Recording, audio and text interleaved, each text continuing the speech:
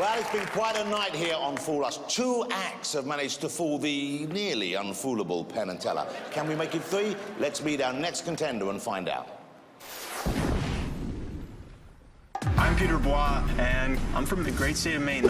When I was 3 years old, a magician pulled a quarter from my ear, and I remember it like it was yesterday. And that's what got me interested in magic. I got paid $50 to do my first show when I was 15, and when I was, 17, and I said, I'm not going to college, I'm going to be a professional magician. My parents, they were like, okay, and that was it. I'm on the road a lot, probably 150, 200 days a year. I love what I do. If I didn't get paid to do it, I would still be doing it. I love that connection with an audience. It's just this ball of unexplained energy that happens when your show's kicking on all cylinders. I performed in every state except Delaware and Hawaii. If anybody's watching this, please book me in Hawaii.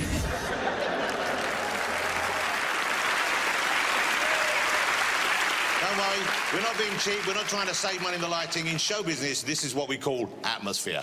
I'm setting the scene for our next performer. Welcome to the spooky world of Peter Bois.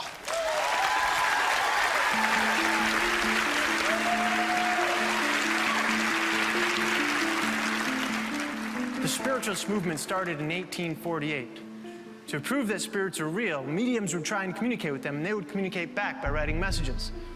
A common object at the time in schoolhouses were writing slates or chalkboards. Sort of like these, which is what we'll use. I need a couple people to help me out. Would you mind helping me out? What is your name? Melanie. Melanie, very nice to meet you. Thank you very much for helping out. If you would, please have a seat there. You can give a round of applause to Melanie. And one other person. You, sir, what is your name? Bill. Bill? Please give a big round of applause for Bill. Come on up here, Bill. Please have the chair. Melanie, please take your chalkboard. I want you to wipe it down. Make sure there are no marks on either side. Make sure there are no marks. Bill, please do the same. Sure. Wipe it down on either side. Yep, just go ahead and give it a wipe. And I'll take the rag back. Thank you very much. Melanie, I'll take the rag back and the chalkboard. Now, when they were about to communicate, they would take a piece of chalk and slide it in between the chalkboards in case someone or something felt like communicating.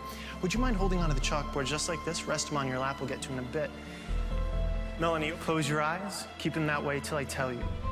Over the next minute or so, Melanie, I need you to concentrate on any physical experience that happens to you. Don't be scared and don't move, but be aware of any sensation, whether it be hot, cold, tickling, or anything else that you might feel, and remember it.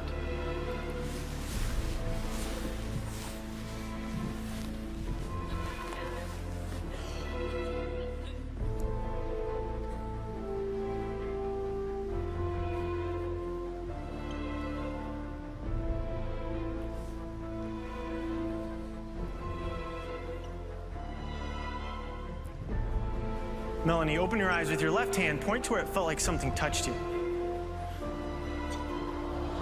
Your right shoulder. How many times did you feel it? Twice. You felt it twice. Melanie, I didn't touch or come near you. I actually touched Bill twice on your right shoulder. Isn't that right, Bill? Yes, he did.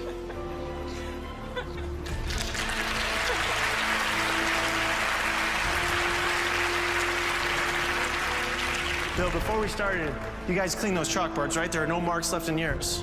There are no marks left in yours? Have you felt anything weird? Warm, cold? No. No?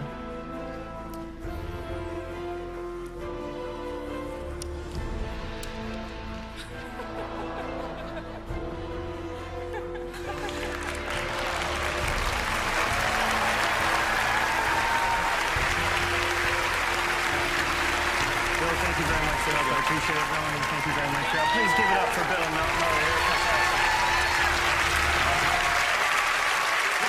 Ladies and gentlemen. That's rocking. Good stuff. Wow. Okay, so Penn and Teller are going to deliberate, as they always do. Very spooky, great scene setting. I loved all of that. When you perform this, normally, what kind of reactions do they get? Do people get a bit spooked out? Do they get creeped out by it? Yes, they do, yeah.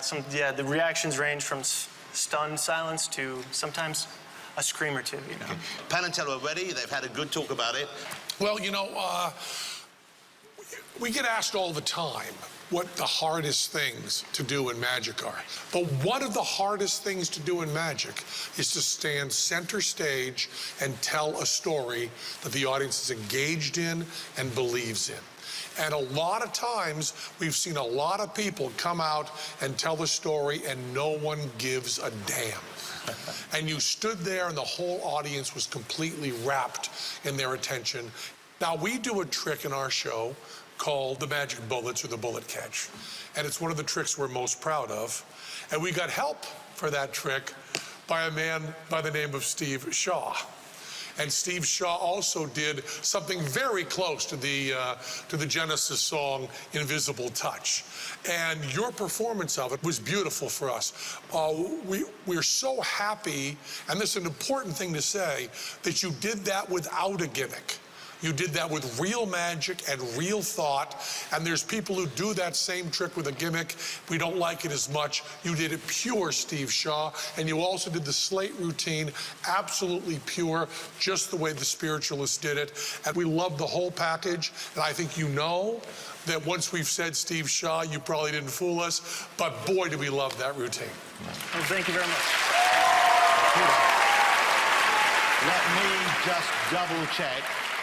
The mentions there of Steve Shaw and one of your favorite prog rockers, Genesis, that was enough information for you to feel confident they know what you're up to. They know what I'm up to, yeah. Wow. But they commended you and said you did a great job. That's high praise indeed, yeah, isn't it? I'm honored. Thank you and very much. we loved it as well. Pete Bois, ladies and gentlemen. Pete, thank you very much. Well done. Congratulations. Pete Bois. Don't go away, because up next it's time for Penn and Teller themselves to show off one of their magnificent, world-famous pieces of magic. You will not want to miss it.